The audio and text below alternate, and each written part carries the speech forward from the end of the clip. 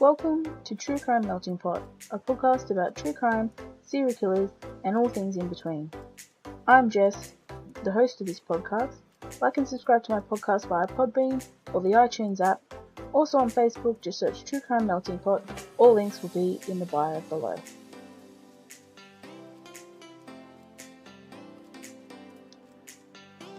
Hello and welcome to Season 2, Episode 1 of True Crime Melting Pot.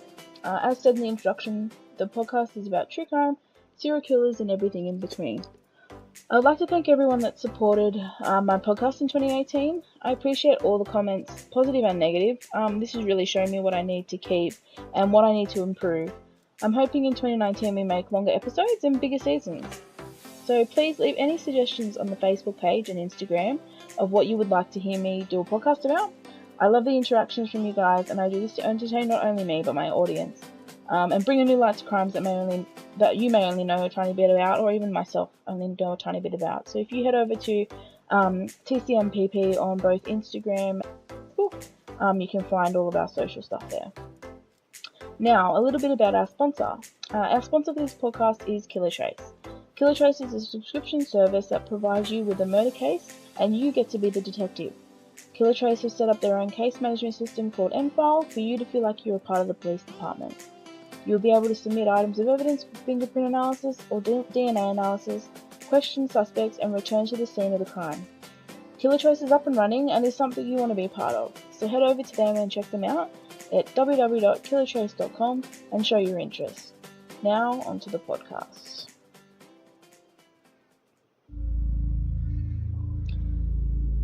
Okay, so our first episode of 2019 takes us back to the realm of Australian true crime, but staying on the same lines of the podcast of 2018 with the Columbine Massacre.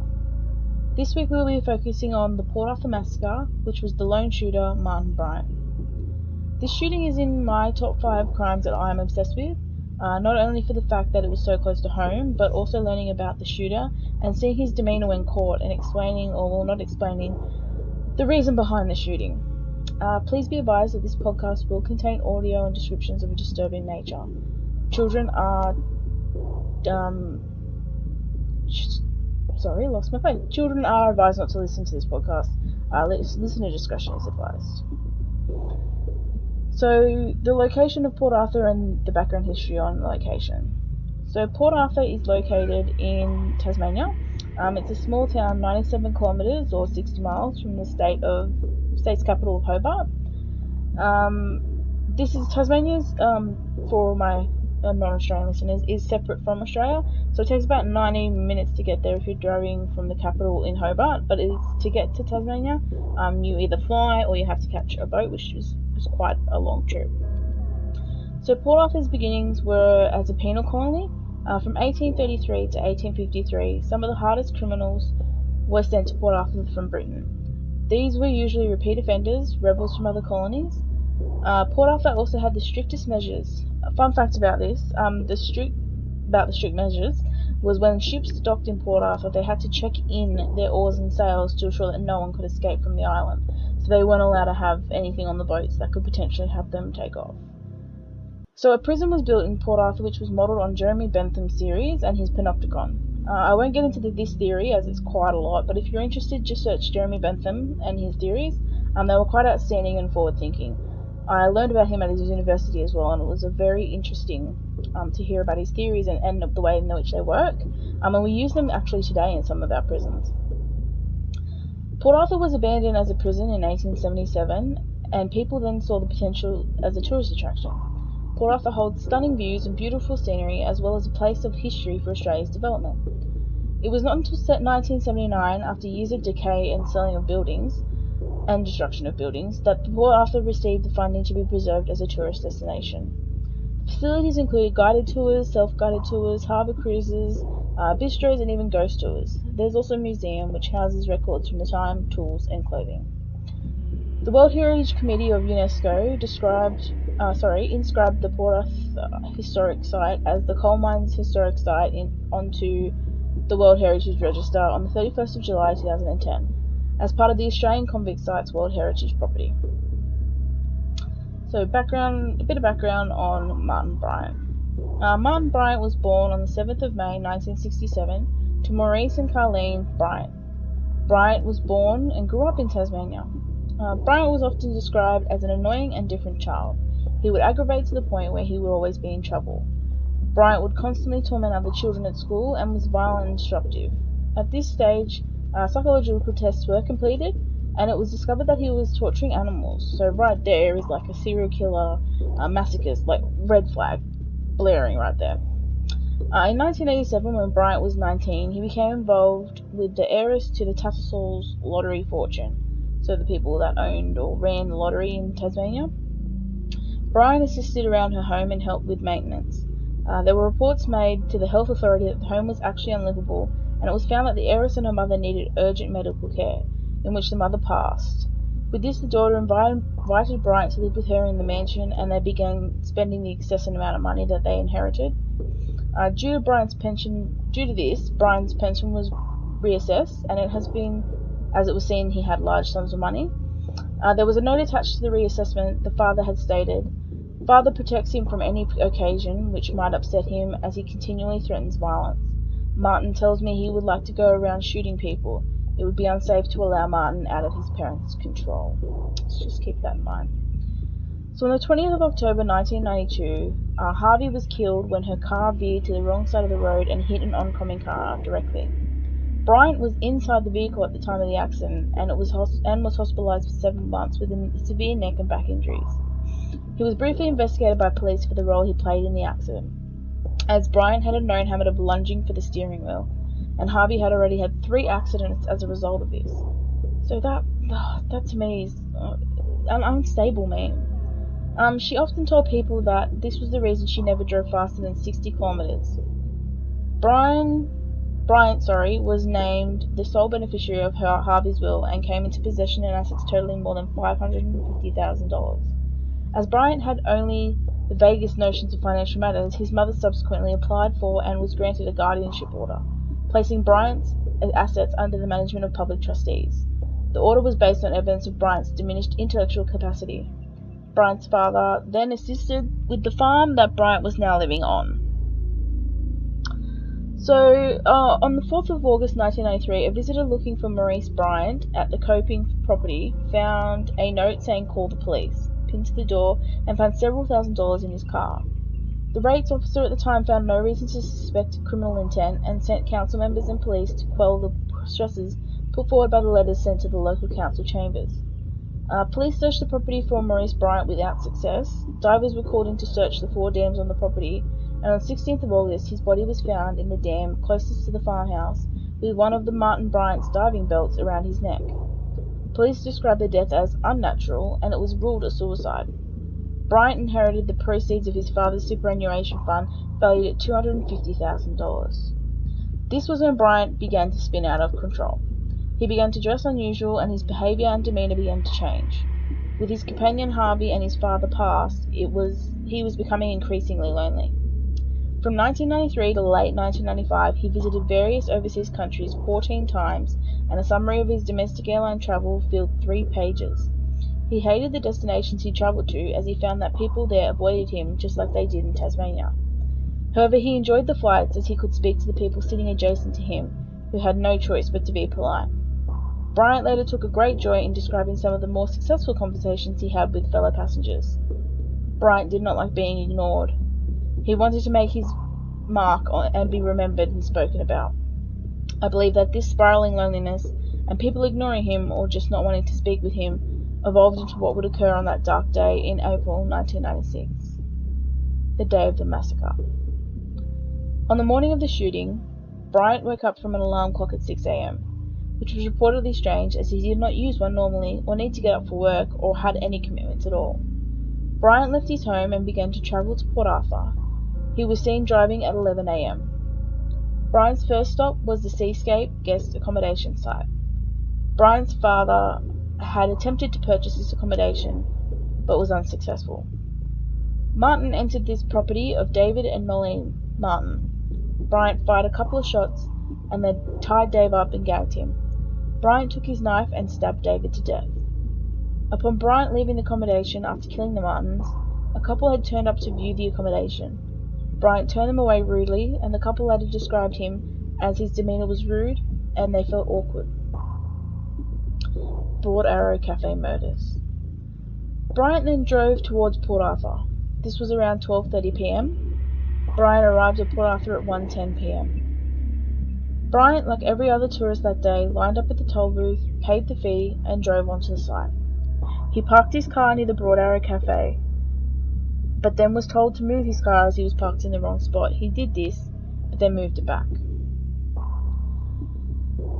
Once in the cafe, Bryant sat down and ordered a meal, which he ate on the decking. He attempted to speak with others in the cafe, but had obscure topics of conversation, such as that there was not many wasps in the area this year, and that there was not a lot of Japanese tourists as per usual. When he finished his meal, he walked into the cafe to return his tray. People even held the door open for him. Bryant walked over to a table within the cafe, placed his sports bag down, and began to unload what was inside. Out of this bag, Bryant pulled out a Colt 15 SP1 carbine with a Colt scope with a 30-round magazine. Bryant also removed the knife from the bag that he used to kill the martins. The cafe was very small and busy this day, with many people in the cafe having lunch, taking sanctuary, while they're waiting for the next ferry to come through. The events that took place next happened extremely fast. Bryant took aim from his hip and pointed the rifle at Mo Yi and Su Leng Chong, who were visiting from Malaysia, and were seated at the table beside Bryant. He shot them at close range, killing them both instantly. Bryant then fired a shot at Mick Sargent, grazing his scalp and knocking him to the floor. He fired a fourth shot that killed the sergeant's girlfriend.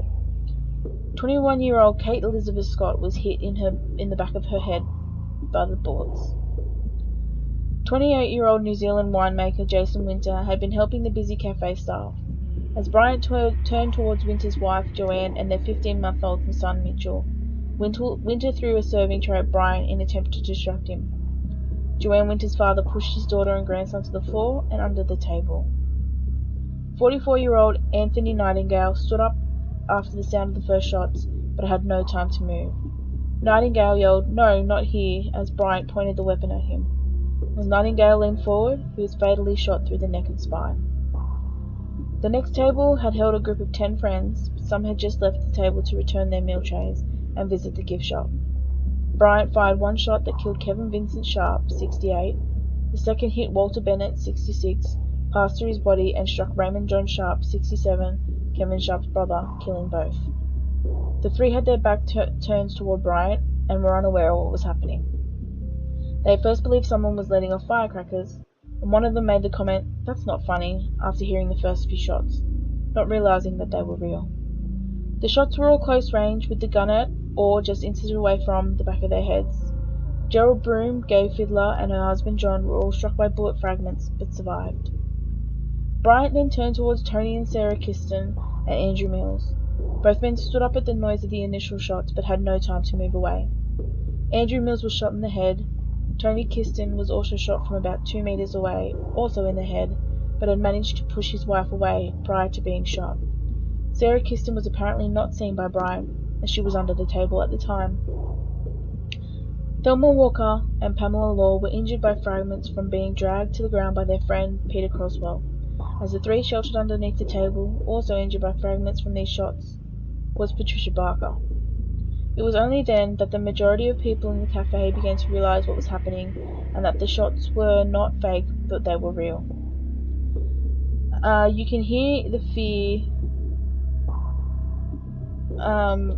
So you can hear the fear in their voices when you find the footage online. There was great confusion at this point, and many people not knowing what to do, as Bryant was near the main exit. There's footage that you can find online of the tourists with cameras jovially talking about the shots and thinking that it was a great reenactment. You can hear the fear develop in their voices and the panic set in once they realised that this was not a reenactment, that there was an active shooter at the Port Arthur site. Bryant moved a few meters and then began shooting at the table where Graham Collier, Carolyn Lout and her daughter Sarah were seated. Collier was severely injured in the jaw, nearly choking to death on his own blood. Sarah Lawton ran towards her mother, who had been moving tables. Carolyn Lawton threw herself on top of her daughter. Bryant shot Carolyn in the back. Her eardrum was ruptured by the muzzle blast from the gun going off beside her ear. She survived her injuries, but learned after she came out of surgery that despite her efforts, Sarah had been fatally shot in the head. Bryant pivoted around and shot Mervyn Howard, who was seated. The bullet passed through him through a window of the cafe and hit a table on the outside balcony. Bryant quickly followed up with a shot to the neck of Mervyn Howard's wife, Mary. Bryant then leaned over a vacant baby stroller and, pointing the gun at her head, shot her a second time. Both of the Howard's injuries were fatal. Bryant was near an exit, preventing others from attempting to run past him and escape. Bryant moved across the cafe towards the gift shop area. There was an exit door through the display area to the outside balcony, but it was locked and could only be opened with a key. As Bryant moved, Robert Elliott stood up, and he was shot in the arm and the head, left him slumping against the fireplace, but alive. These events just took all of a matter of 15 to 30 seconds. In 15 to 30 seconds, 12 people were killed and 10 were wounded. It only took that time that it would take you to turn on your computer and sign into it for Bryant to murder and injure 22 people with a high-powered weapon, and America wondered why we immediately actioned gun control after this occurred. Gift shop murders. Bryant moved towards the gift shop area, giving many people time to hide under tables and behind shop displays. He fatally shot the 2 local women who worked in the gift shop, 17-year-old Nicole Burgess in the head and 26-year-old Elizabeth Howard in the arm and chest. Coralie Lever and Vera Jari hid behind a Hessian screen with others. Lever's husband Dennis was fatally shot in the head. Pauline Masters, Vera Jari's husband Ron, and Peter and Carolyn Nash had attempted to escape through a locked door, but could not. Peter Lash lay down on top of his wife to hide her from Bryant. Bryant moved into the gift shop area where several people, trapped with nowhere to go, were crouched down in the corners. Gwen Leander, trying to escape through the door, was shot in the head and killed. Bryant saw movement in the cafe and moved near the front door. He shot at a table and hit Peter Croswell, who was hiding underneath it, in the buttock. Jason Winter, hiding in the gift shop, thought Bryant had left the building and made a comment about it to people near him before moving into the open. Bryant saw him, and with Winter stating no, just prior to being shot, the bullet hitting his hand, neck, and chest. A second shot to the head proved fatal to Winter.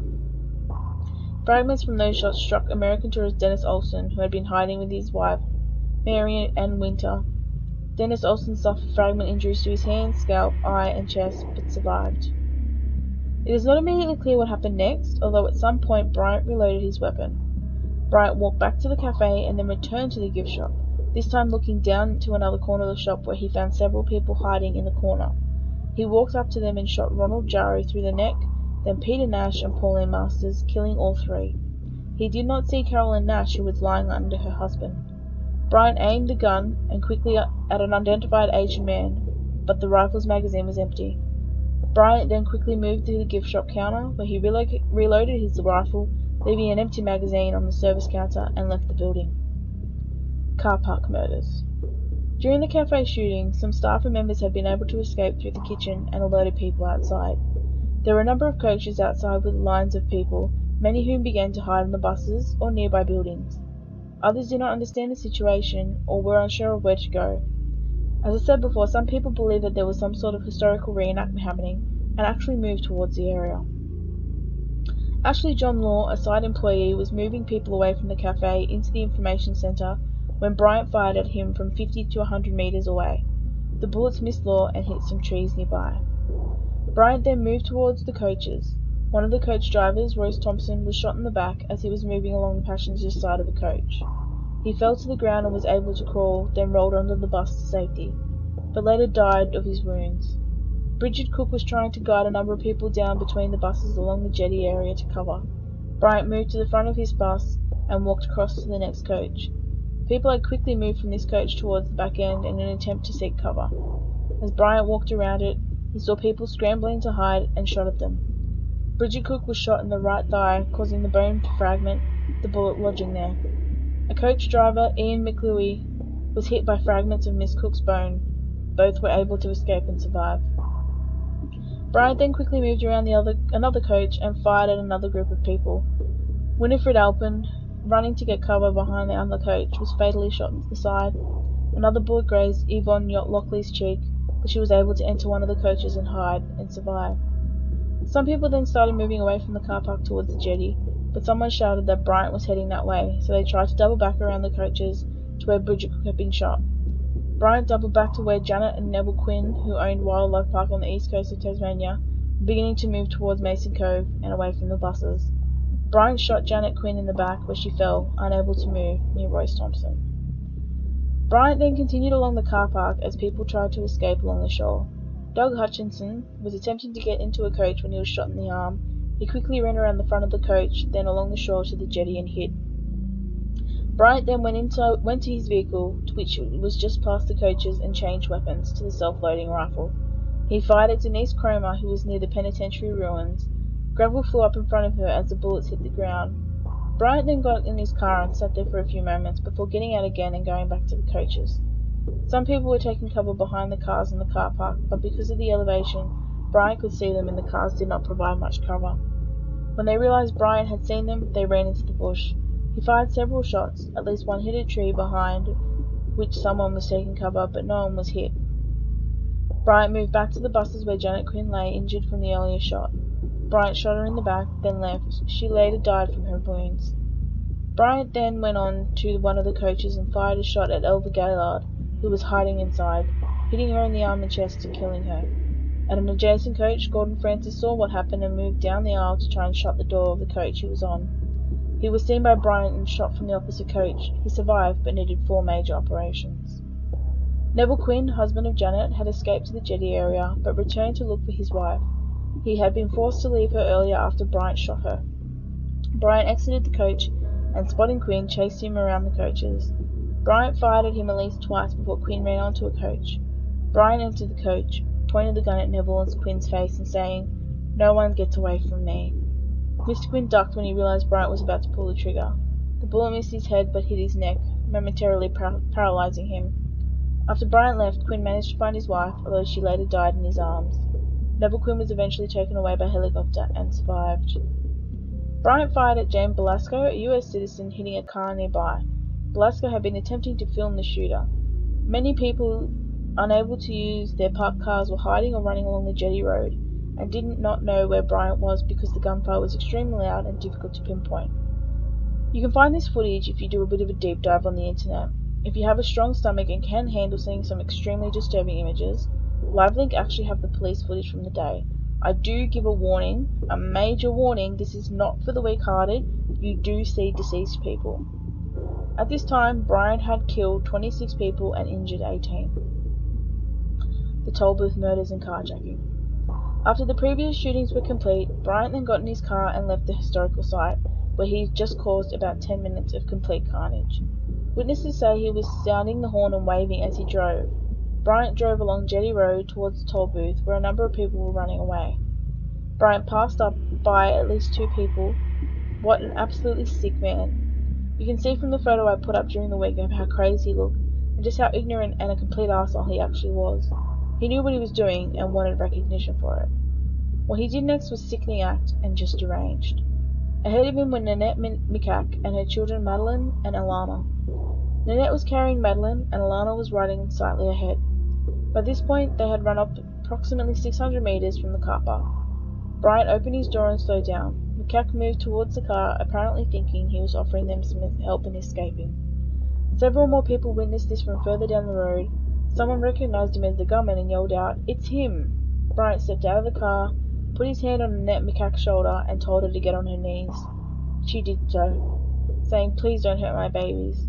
Bryant shot her in the temple, killing her. Next, he fired a shot at Madeline, which hit her in the shoulder, then shot her fatally through the chest. Bryant shot twice at Alana as she ran behind a tree, missing. He walked up to her, pressed the barrel of the gun into her neck and fired, killing her instantly. Bryant fired at some people hiding in the bush, but missed. Having seen the murders of the children, some people further up the road began running. They told the drivers of the cars coming down the road to go back. The people thought Bryant would head up the road, so instead they proceeded on foot down a dirt side road. Dirt side road in the bushes, then they hid in the bushes. The cars reversed up the road to the toll booth. Bryant drove up to the toll booth where there were several vehicles, a block 1980 BMW 7 Series, owned by Mary Rose Nixon. Inside were Nixon, driver Russell James Pollard, and passengers Helene and Robert Graham Salzman. An argument with Robert Salzman ensued, and Bryant took out his rifle and shot him in point-blank range, killing him. Pollard emerged from the BMW and went towards Bryant, who shot him in the chest, killing him. More cars then arrived, but seeing this, the drivers were quickly able to reverse back up the road. Bryant then moved to the BMW and pulled Nixon and Helene Salzman from the car and shot them dead, dragging their bodies onto the road. Bryant transferred ammunition, handcuffs, the AR-15 rifle, and a fuel container to the BMW. Mary Nixon, Russell Pollard, Helene Salzman, and Robert Salzman are the people Bryant was charged with killing at the toll booth. Another car then came towards the toll booth as Bryant shot at it. The driver, Graham Sutherland, was hit with a glass. A second bullet hit the driver's door, and Sutherland quickly reversed back up the road and left. Bryant then got into the BMW, leaving behind his Volvo 244, including his Daewoo shotgun and hundreds of rounds of ammunition. At this point, Bryant had killed 33 and injured 19. Service station murder and abduction. It was not just the Port Arthur historical site where Bryant caused carnage. Once he left the site, he continued his massacre, as you will hear. Graham Sutherland, who had just been shot in his car, reversed back up the road and drove to the service station close by, where he tried to inform people that was what was happening. Bryant drove up the road to the service station and cut off a white Corolla that was attempting to exit onto the highway. Glenn Pears was driving, with his girlfriend Zoe Hall in the passenger seat. Bryant quickly exited the car with his rifle in hand and tried to pull Hall from the car. Pears got out of the car and approached Bryant. Bryant pointed the gun at Pears and pushed him backwards, eventually directing him in the now open boot of the BMW, locking Pears inside. Bryant then moved back to the passenger side of the Corolla as Hall attempted to climb over to the driver's seat. Bryant raised his rifle and fired 3 shots, killing her. Many people around the service station witnessed this and ran to hide in nearby bushland. The service station attendant told everyone to lie down as it locked the main doors. He grabbed his rifle, but by the time he could retrieve some ammunition and load his gun, Bryant had left in the BMW. A police officer arrived several minutes later, then set out in the pursuit of Bryant. Zoe Hall was the 34th victim killed. The final hours of the shooting. As Bryant drove down to Seascape, he shot at a red Ford Falcon coming the other way, smashing its front windscreen. Bryant then continued down the road. A Holden Frontier four-wheel drive vehicle then approached Seascape along the road. Those in the vehicle saw Bryant with his gun, but believed him to be a rabbit hunting, and actually slowed down as they passed him. Bryant fired into the car. The first bullet hit the bonnet and broke the throttle cable. He fired at least twice more into the car as it passed, breaking the windows. One bullet hit the driver, Linda White, in the arm. The car was going downhill, so it was able to roll down the road out of sight around a corner, despite its broken throttle cable. While White swapped seats with her boyfriend, Michael Wanders, who attempted to drive the car but was unable to because of the broken throttle cable. Another vehicle drove down the road carrying 4 people. It was not until they were almost adjacent to Bryant that they realized he was carrying a gun. Bryant shot at the car, smashing the windscreen. Douglas Horner was wounded by pieces of windscreen. The car proceeded ahead, where White and Wanders tried to get in, but Horner did not realize the situation and drove on. When they saw that White had been shot, they came back and picked them up. Both parties then continued down to the local establishment called the Fox and Hound, where they called the police. Yet another car drove past, and Bryant shot at it, hitting the passenger, Susan Williams, in the hand. The driver, Simon Williams, was struck by fragments. The driver of another approaching vehicle saw this and reversed back up the road. Bryant also fired at this car, hitting it but not injuring anyone. Bryant then got back into the BMW and drove down the Seascape driveway to the house where the Martins, his first victims, lay dead. Sometime after he stopped, Bryant removed Pears from the boot and handcuffed him to a stair rail within the house. At some point he also set the BMW on fire. He is believed to have arrived at the house by about 2 p.m. Police arrival. The only 2 police officers stationed on the peninsula were attending an emergency call that turned out to be a fake at Saltwater River when they received a radio message at 1:32 p.m. to attend Port Arthur and be on the lookout for a yellow Volvo. They headed to Port Arthur in different cars and taking different routes. On the way they were informed to look for a BMW, and eventually they were informed of people at the Fox and Hound who had been shot. Obviously information was slowly trickling into the police. By now 34 people had been killed due to being such a small area, the police were slow to react. One police officer then drove down the road past Seascape and past the disabled car of Linda White. He looked at it for a moment and continued down to the Fox and Hound. After he informed his partner, they proceeded back to Seascape. At about 2 p.m, they were back at Seascape and could see the BMW on fire. At some point they were fired upon and eventually had to hide in a ditch at the side of the road. Bryant fired at them whenever they tried to escape, and they were not able to move from that position for many hours. Thus began the siege at Seascape.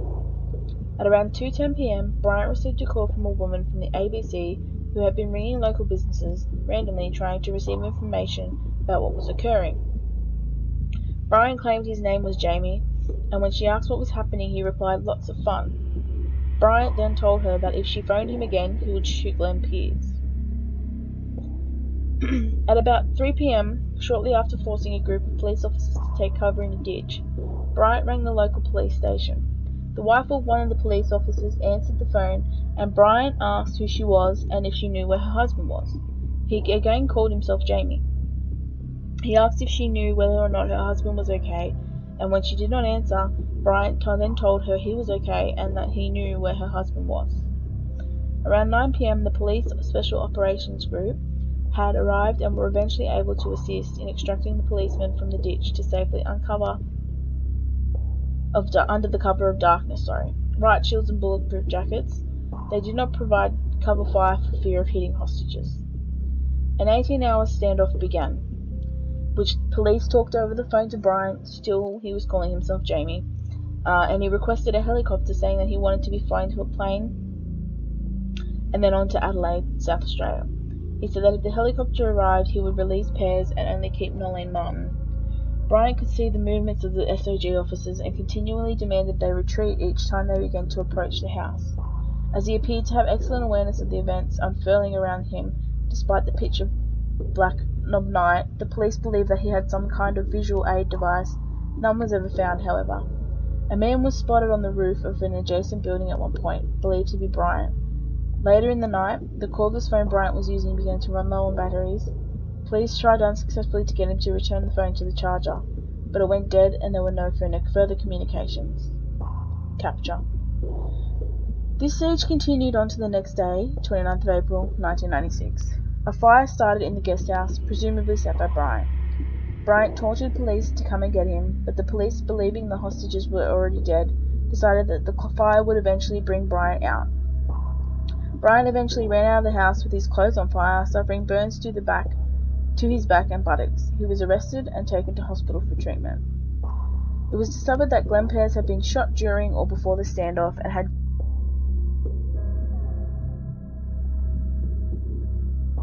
Nolene Martin had suffered blunt force trauma. They both died before the fire.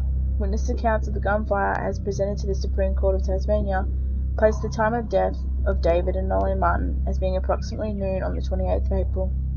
One weapon was found burnt in the house and the other on the roof of the adjacent building, where police believed they had seen Bryant the night before. Both weapons had suffered from massive chamber blast pressure, possibly from the heat of the house fire. Bryant was held in the Royal Hobart Hospital under heavy police guard while awaiting trial. According to police officers tasked with guarding him, at least 2 would-be vigilantes made unsuccessful applications to hospital security staff in an attempt to exact revenge. Police interviews. Recently, the interview footage of Bryant being interrogated by the police had been released. You can see this footage on YouTube, and it was also special on, I believe it was Channel 7 show Sunday night. You can see in this footage of how mentally ill this man was and how he wanted notable recognition for the horrific crime that he had just committed. You can read the transcripts of the interview online. I have left the link for the transcript in the bio of this podcast. It's a very interesting read, and you can see from the progression of the interview that the police officers were getting increasingly frustrated at Bryant and his responses. In his police interview, Bryant admitted to having carjacked the BMW, but then claimed it only had 3 occupants at the time, and denied shooting any person.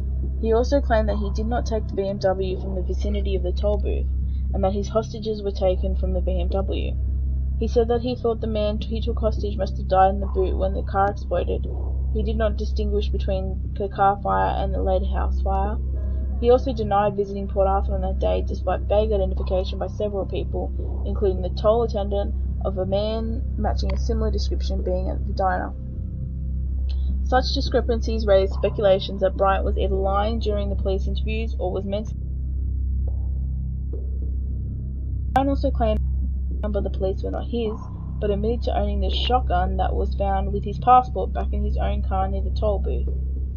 Initially, Bryant pleaded not guilty to the 35 murders and did not provide a confession. However, Bryant changed his plea to guilty for a court hearing on the 19th of November 1996, where he was found guilty of all charges. The judge then ordered that all evidence for the case be sealed. On the 22nd of November, Bryant was sentenced to 35 sentences of life imprisonment for each count of murder and sentenced to 25 years for the remaining 36 charges, and on 5 other offences, 20 attempted murders, 3 counts of infliction of grievous bodily harm, the infliction of wounds upon a further 8 persons, 4 counts of aggravated assault, and 1 count of unlawfully setting fire to a property. Martin Bryant, 28 years of age, from Newtown, a suburb of Hobart, pleaded guilty to having carried out the shootings and was given 35 life sentences without the possibility of parole. Since 2015, he was in prison in the Risdon prison complex. So the community's reaction pulls a change from Port Arthur. There was an obviously large community response in the aftermath of the massacre.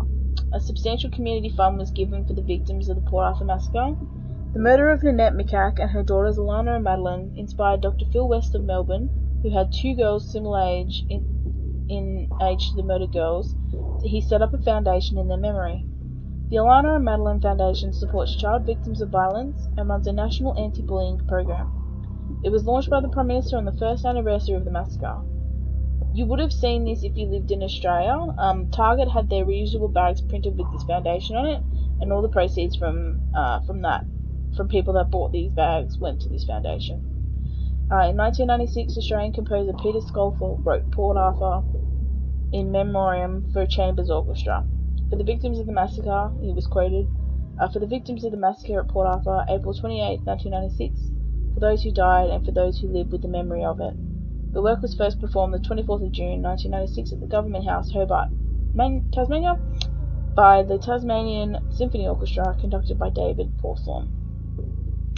As well as an overwhelming community response, there was an immense response from the Australian government.